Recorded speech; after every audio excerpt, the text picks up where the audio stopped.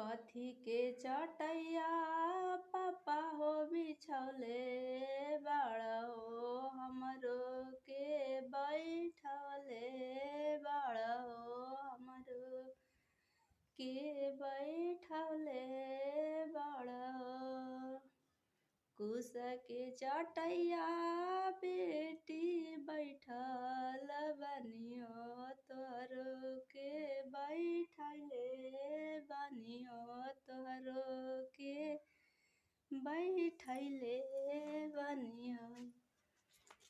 हमार जिंदगी में जिंदगी कैसन कटता, हमार जैसन कटता वैसन केहू के नहीं कटत। काहे बताई, वीडियो बनाओ तनी वीडियो नहीं के चलत।